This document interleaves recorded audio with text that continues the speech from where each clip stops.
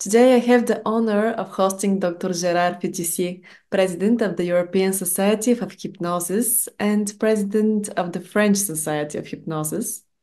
Dr. Fitusi has a private practice in Paris working with anxiety, depression, phobias, sexual dysfunction, smoking addiction, chronic pain, and probably many more things.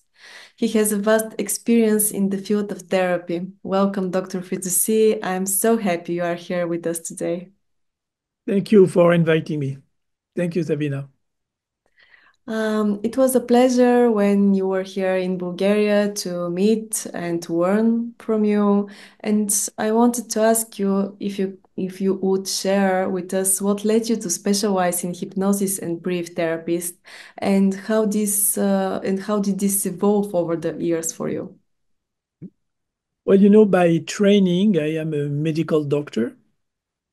And when I finished my studies in the 80s, 1980, um, and I was in my office with receiving patients, I, uh, I noticed that there was a gap between my teaching, my learning, what I learned as a medical doctor, as a student, and the patient I was receiving in my office.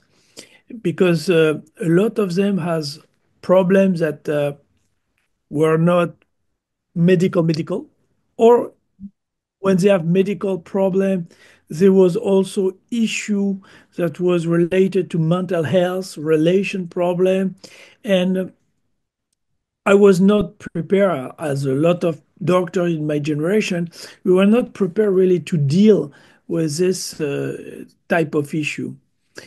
So I have a lot of patients that have, say, for instance, a chronic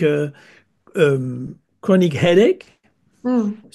So you have like you do your job as a doctor, you give them the medicine, but they keep coming back, and coming back, saying that it's great. They are happy that they doesn't have an organic type problem, but they still have their headache. So I have to find a way to help them, and this is how I discover hypnosis and breath therapy. And from a scientific perspective, what exactly is hypnosis? How does it work on the psyche of the person and on the body? What happens in a person's mind, for example, during a hypnotic state? This is very that you are asking. Um, there are a lot of s- answers that we can give without giving a very specific, not specific, but the finished one. That means Mm. it's still a work in progress. We are still learning about how it works. Because hypnosis is specific in the way that it's a talking way of dealing with patient, but it has an effect on the body. Um, so it's really something that is in between. It's not like, for instance, psychotherapy that will deal with the mental, uh, only with mental, or with like medical that will deal only with the body, is really at the boundary between these two aspects of the human being, the mental and the body.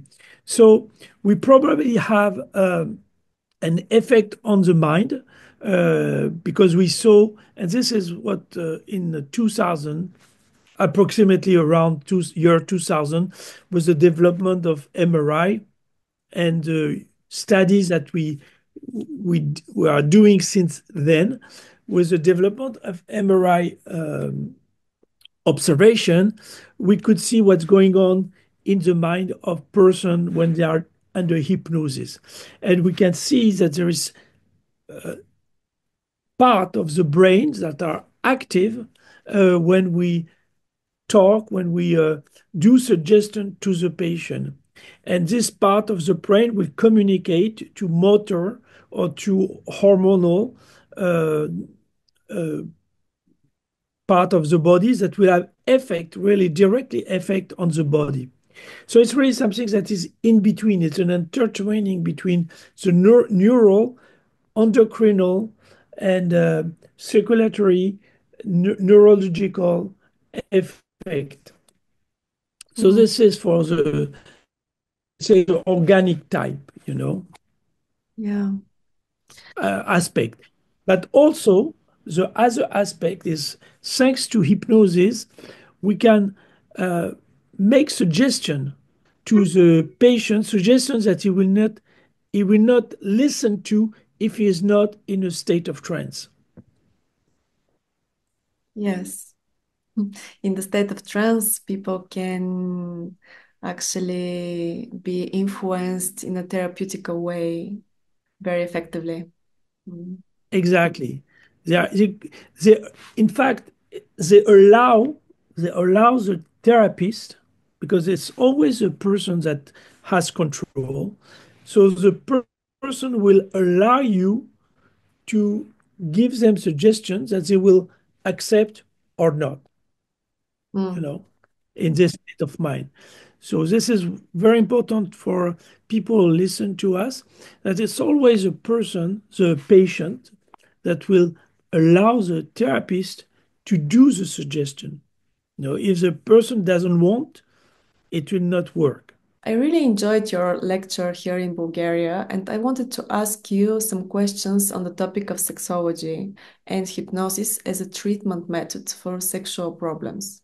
You have said in your lecture during your visit in Bulgaria, sex is everywhere, and paradoxically, there is a lack of interest in the sexuality problems. And then you cited some interesting statistics. Can you elaborate a bit on this?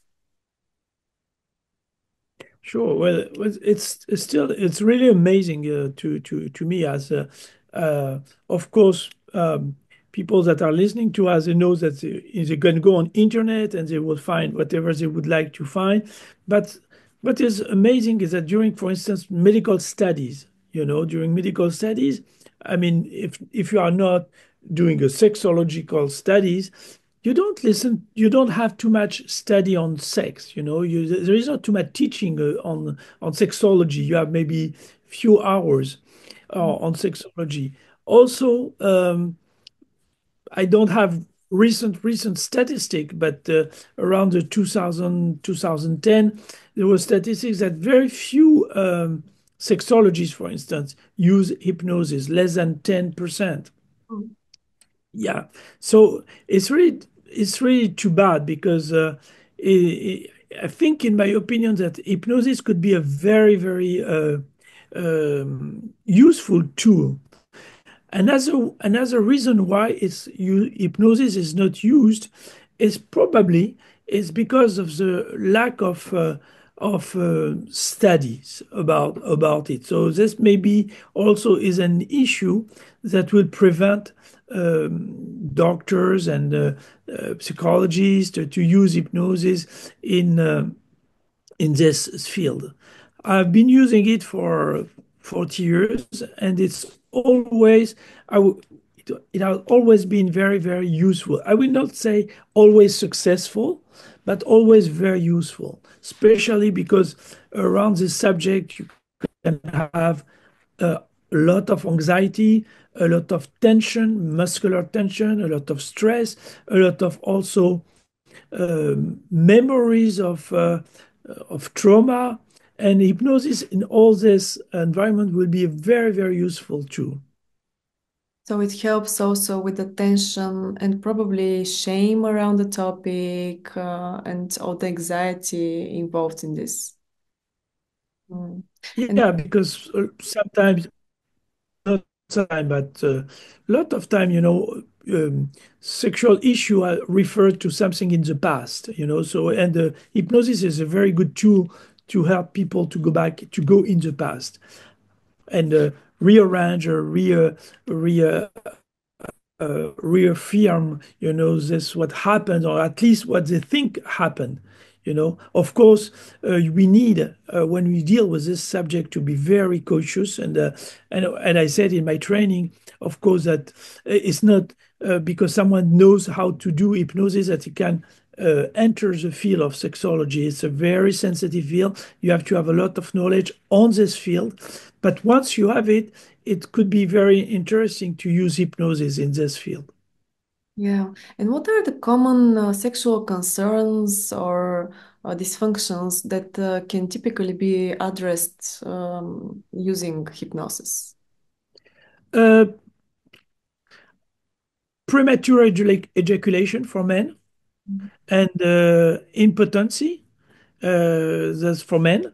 And for women, probably the desire, problem, issues, vaginism, which is pain during sexual intercourse. So all all the different type of issue could be addressed. Really, I think it's more again the aptitude of the therapist and the use of hypnosis. If the therapist is competent in this field, he will be very he will find a way to use hypnosis when it's appropriate. Mm, I yeah. don't see any contraindication, except the knowledge of the therapist. A lot of issues could be. For instance, I don't know if it's not really a sexology in the sexology, but it's around this issue. For instance, there is an Israeli team, a hospital in a research team that did a work with. How we call it, FIVET. It's IVF. When you do IVF is implementary, when you implant, in the woman and Mhm. you I don't know the word in. So there are two group of women. One group, they were doing the usual procedure, and the other group, they use the same procedure plus hypnosis, and there were more good result in terms of success of the fertility program with the group with hypnosis. Okay, so So it's really something different, but to this is also to give you an example about or the different indication where you can use hypnosis. It's really very large. okay. So I hear this as hypnosis is very helpful, and we know this as a hypnotherapist for those cases of assisted insemination or some Exactly. Yeah. problems in the couple. And we know that sexual concerns or dysfunctions hurt the intimacy in the couple. How does hypnosis help with this? How does hypnosis help the couple as a couple? Well, first, I mean, again, it's not hypnosis by itself, but first of all, it's a fact that we will need to have the couple in front of us. I mean, that means that they are volunteer, which is not always the case, you know. And when they are here, we can use hypnosis, if it will depend exactly about the case and the situation, of course, but you can use hypnosis to do uh, like new scenario, to Mm, like new scenario in the future about what the couple, for instance, would like to happen, or would like to change. This is something that you can do with this hypnosis. okay. And there are many myths, many misconceptions regarding hypnosis. What are the biggest misunderstandings, according to you, about hypnosis in the context of therapy and sexology? Well, as you said, there is a lot of one, but I would say the myth of control, Mm, of control. This is really probably one of the most important, and the fact that the therapist will do the the therapy. And for me, it's so. Of course, when you begin to therapy with someone, you have to explain to him that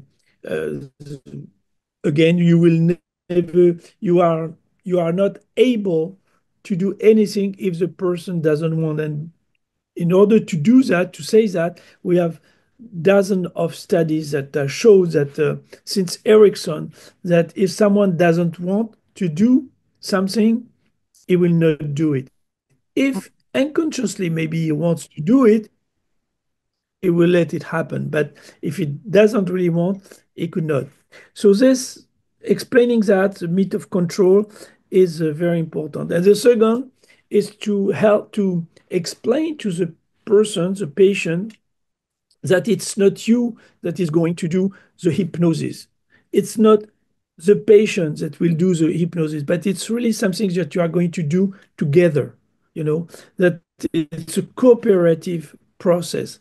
It's like I like to say to drive when you learn to read, it's not the teachers that do the reading, it's not the teacher that do the driving, but it's here next to you to help you to proceed. So I think for me hypnosis is close to something like that, and not me doing something to the patient. And some patients arrive with this idea that they have nothing to do, just sit in the chair and wait, and everything will happen. So try to explain, no, it's not working like that. You have an active role in the process. Yes, I really like that explanation.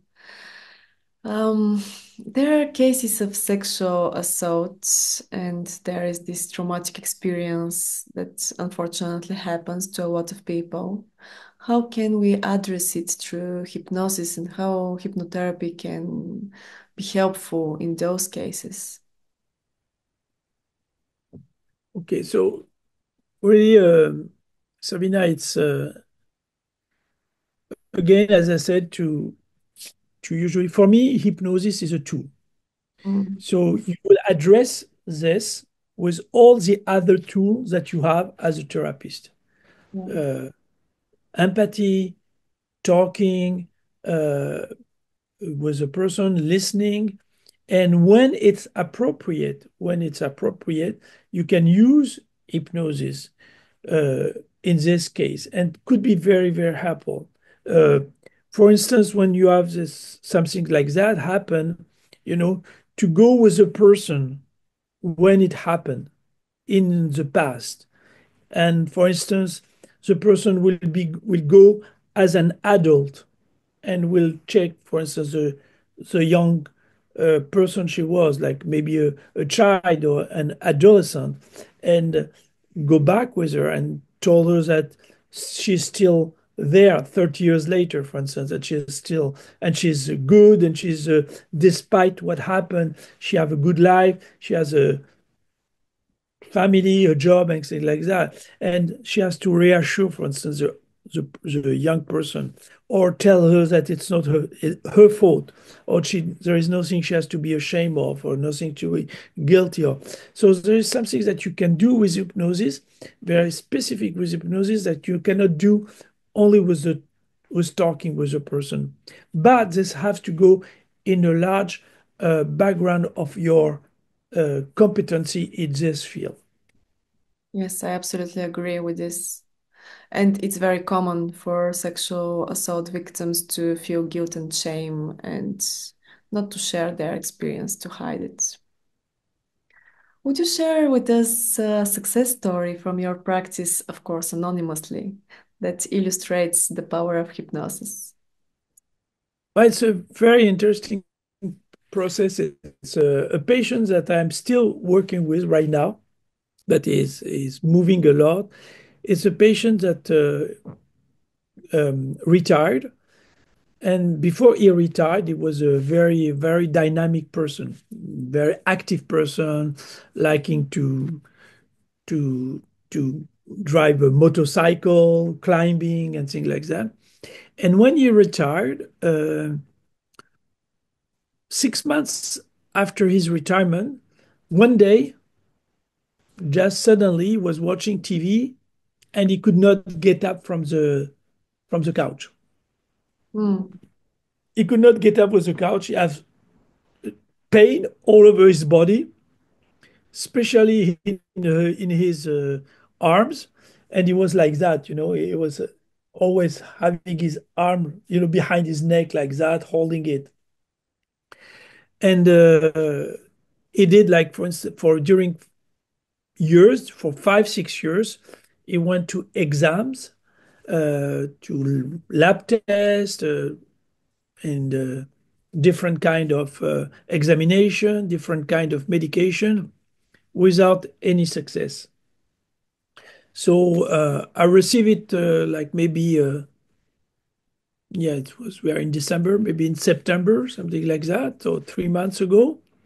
And he could not almost walk, very, very difficultly.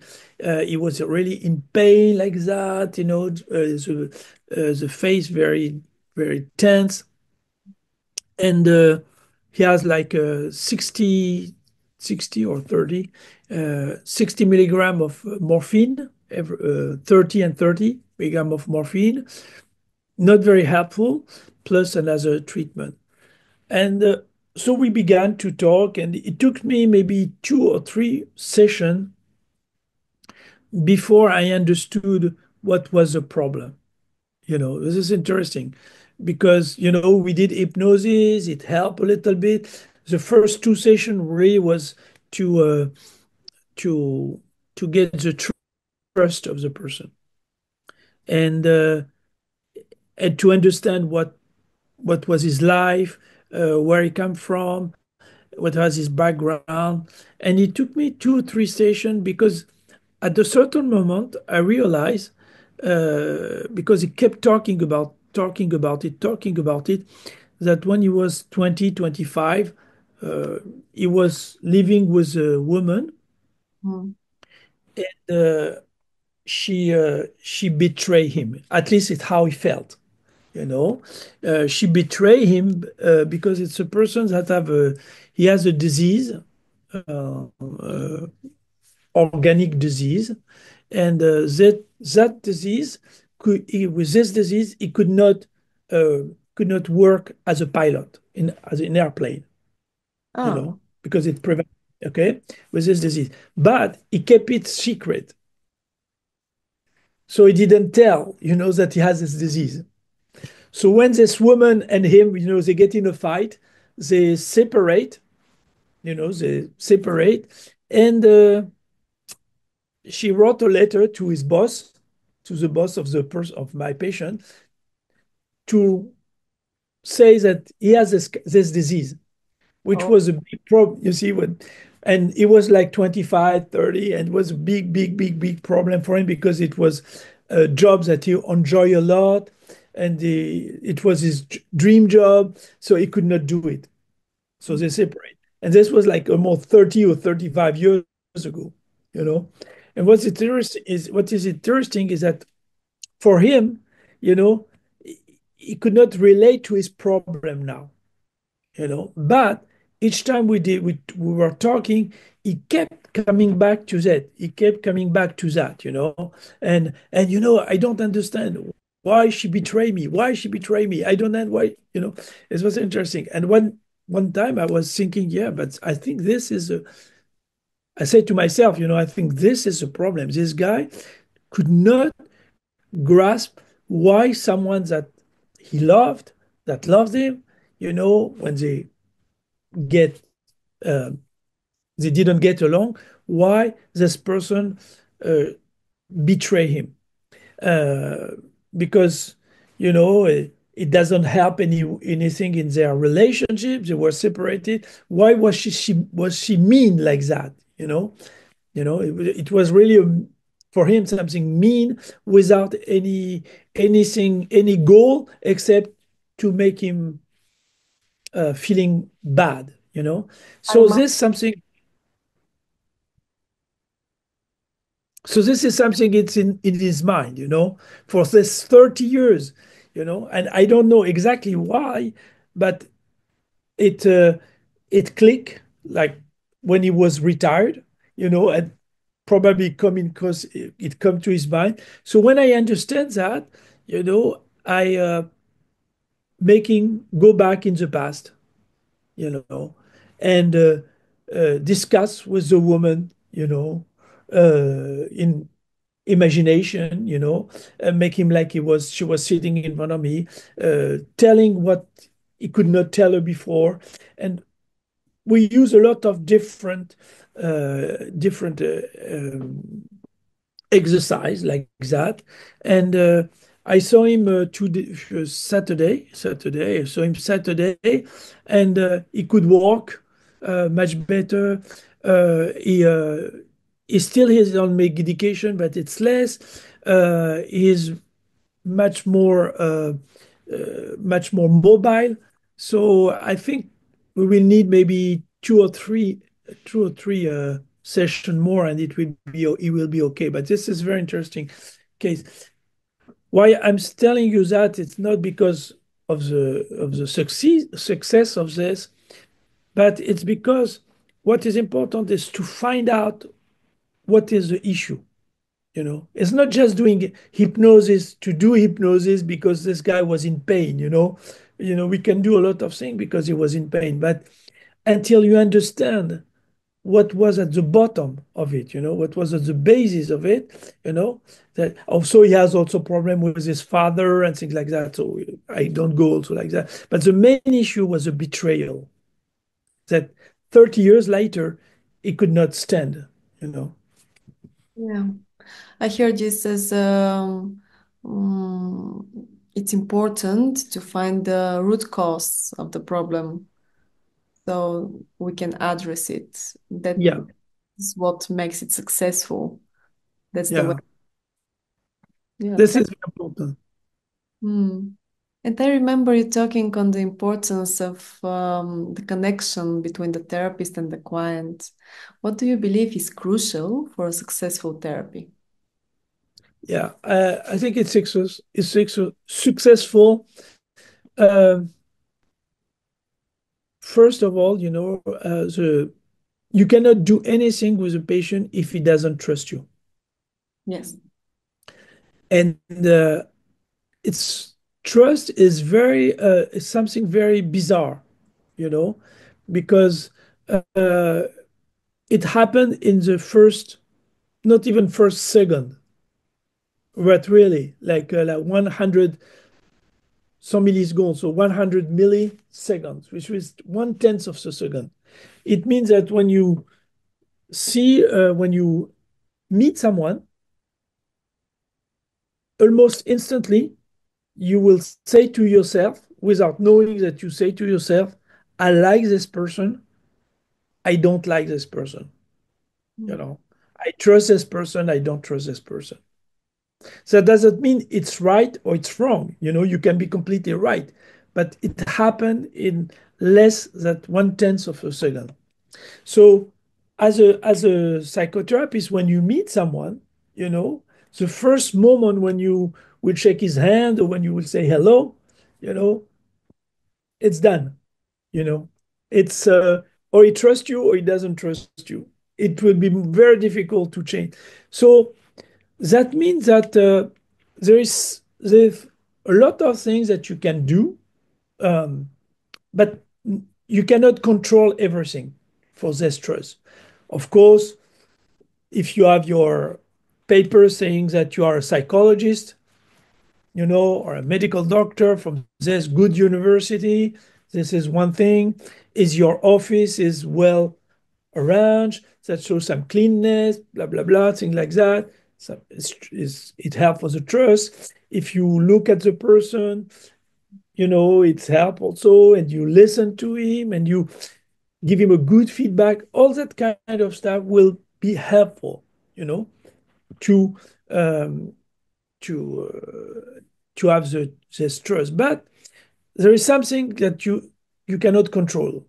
There's something that you cannot control. As I said, it could be that someone that comes to you and say, I don't like people with glasses, you know, or the opposite. I like that when someone has glasses because, it seems that you don't know, what is in people's mind, or I don't like the name of the person, or is too short, too big, it reminds me my someone that I like in the past. So we don't really know, but there's things that we can do which is, as I said, uh, looking at the person, receiving, shaking his hand, smiling to him, and things like that, and listening to him. And most of it, give him the feedback. Because we learned that it's important that we listen to the person, which is, of course, but it's also important that the person realize that we understand what she said, Yeah. you see, and that we give them feedback with our own word about what the person told us. And this way the person will say, oh, he understand me, you know. Yes, I believe in building connection and creating safety. That's crucial. Mhm. Yeah. And this is maybe almost 80, 70, 80% of the success of the therapy, you know. Absolutely. The after the tools that you have are very, very important, but they are only the tool, you know. But really the connection with the person, the empathy, the listening to the person, the trust, the confidence that you will share, this is the most important. You mentioned empathy. What are the most important qualities of the therapist? What do you believe? Uh, Really being wanting to help the person, you know, really wanting to help the person, paying attention to the person, and yeah, I think this is most important is wanting to help the person, no, not do instead of the person, Mm. but to help the person, but not to do instead. And this is sometimes very difficult also, because sometimes we can over uh, do go too fast, or we sometimes we go too fast, we because we understand the problem and we go too fast. So it's important also to not to go too fast, even if we understand what the problem could be, wait uh, and go at the pace of the patient, Yeah. sometimes helping me a little bit but not going too much ahead, you know, go at his pace. So also it's important for me. Yes, that has happened to me, and I'm careful about it, to be patient and be um, not just to pay attention, but also respect the client and his pace and wishes and the way he deals with things. Mm. Exactly, exactly. And when you listen to the patient, also when you get the information, a lot of information. If you really will pay attention. If I can go back to the patient I was talking to you about 2 minutes ago, for instance, he told me that for 20 years in his house he has a lot of snakes. Yeah, yeah.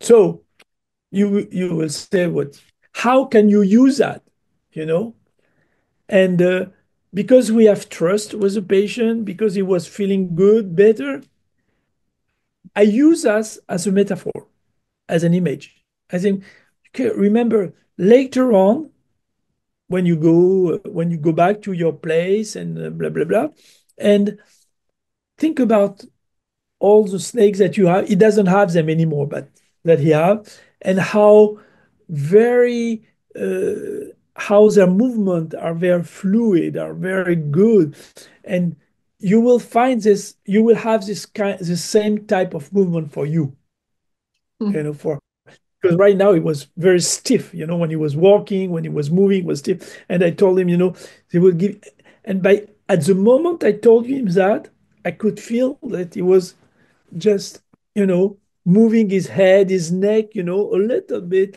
like the snakes. Yeah, So it's not never something that will happen to my mind to use snakes, with a patient, you know. But because he mentions them, because he mentioned that he was for 20 years. This is one of his very important hobby, you know. You could use it. And I think it will, I will tell you next week, but when I see him again, but I think it was very, you know, it clicked in his mind, you know, this image. Yes, as I often joke, I say I work with clients' material. Yeah, absolutely, absolutely, absolutely. They, I mean, if you really take the time with the patient to listen to them, they have all the resources, all in them, you know. You will just need to help them to use it. Mm.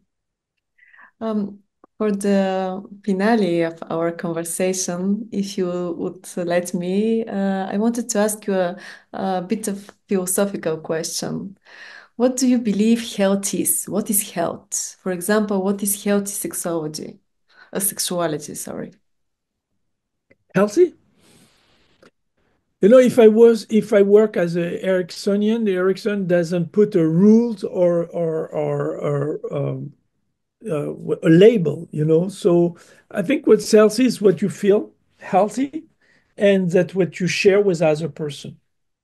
I mean, your partner and things like that. And if it's okay for you and your partner, you know, it's you know, there is nothing. I don't think there is a. You know, there is this movie, an old movie with Woody Allen. Say, you see one guy going to a sexologist, you know, and he was saying to the sexologist, "It's terrible. Me and my wife, we don't make love anymore."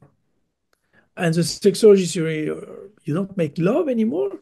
Wow, that's terrible. It's, what do you mean you don't make love? You say, yeah, we just make love only 3 times a week, you know? And so it's nothing. And the next